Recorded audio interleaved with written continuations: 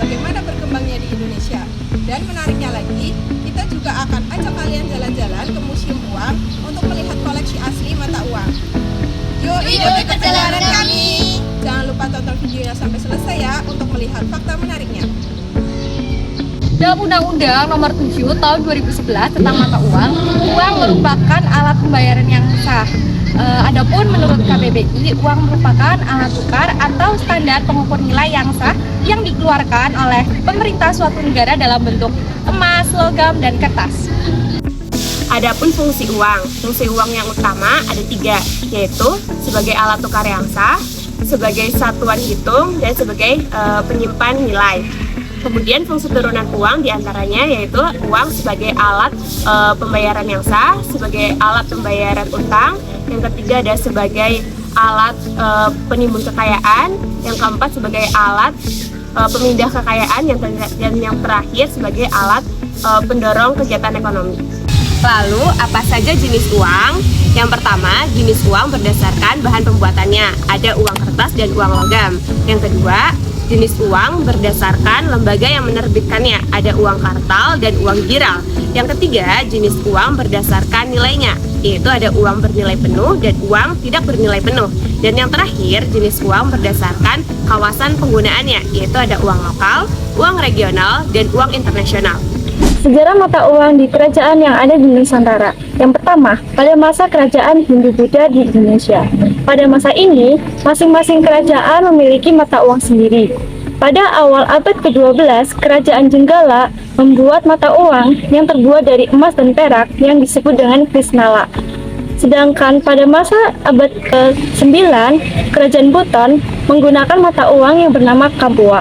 Sementara itu, pada awal abad ke-14 sampai 16, kerajaan Majapahit menggunakan mata uang yang disebut dengan gobok yang terbuat dari tembaga. Yang kedua, sejarah mata uang di kerajaan Islam. Ketika Islam menyebar di Nusantara, muncul juga mata uang dari kerajaan-kerajaan Islam seperti Kerajaan Samudra Pasai, Kerajaan Aceh, Kerajaan Jambi, dan sebagainya.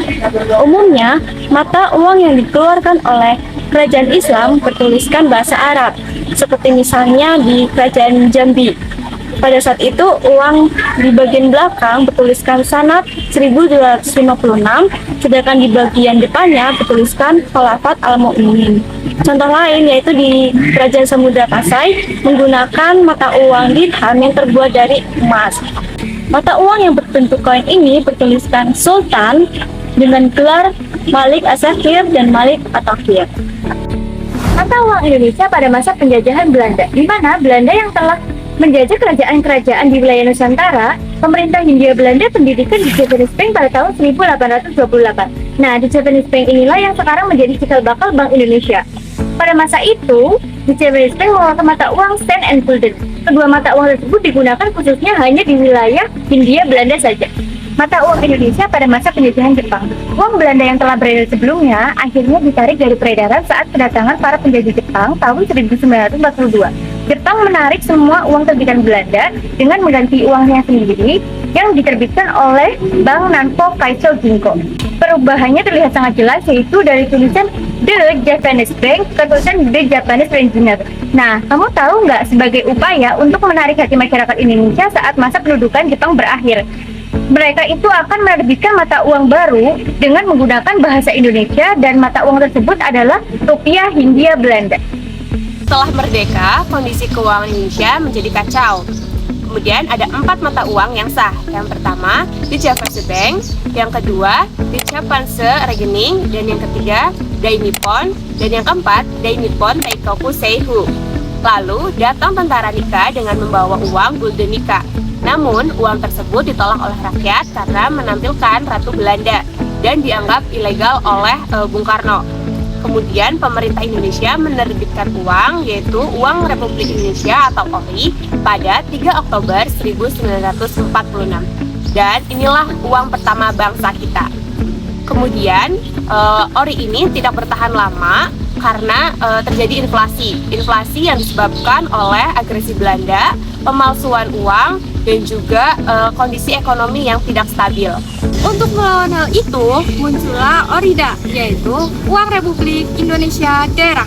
yang diterbitkan di daerah-daerah.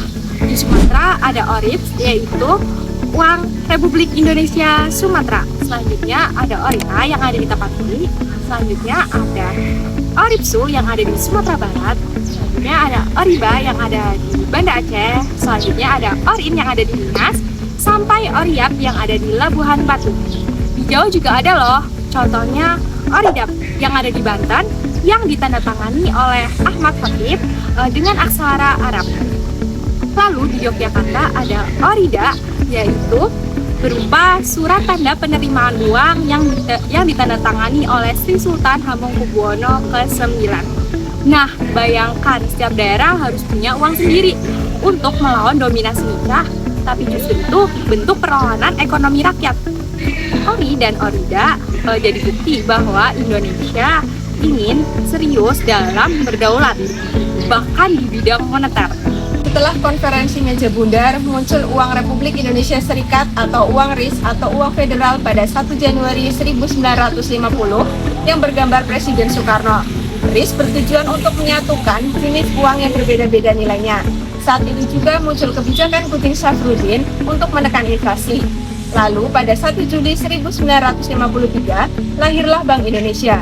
Mulai saat itu, hanya Bank Indonesia yang berhak untuk mencetak uang.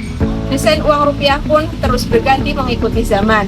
Hingga pada akhirnya, pada tahun 2022, muncul seri terbaru yaitu rupiah tahun emisi 2022. Selamat datang di Museum Uang. Museum ini menyimpan koleksi yang sangat lengkap, bukan hanya uang Indonesia, tetapi juga mata uang dari berbagai negara di dunia. Di sini kita dapat menelusuri perjalanan panjang sejarah uang Indonesia, mulai dari masa kerajaan, zaman kolonial, hingga rupiah yang kita gunakan sekarang. Setiap lembar dan koin memiliki cerita tersendiri tentang perkembangan ekonomi dan kehidupan masyarakat. Tidak hanya uang, museum ini juga menyajikan koleksi materai yang menunjukkan perkembangan dokumen resmi di Indonesia. Menariknya, kita juga dapat melihat pajangan mesin tik lama yang dulu menjadi alat penting dalam administrasi dan pencatatan keuangan. Melalui koleksi-koleksi ini, kita tidak hanya belajar tentang uang sebagai alat tukar, tetapi juga dapat memahami perjalanan sejarah, budaya, dan dinamika ekonomi bangsa. Museum Uang menjadi tempat yang tepat untuk mengenal lebih dalam warisan penting dalam kehidupan sehari-hari kita.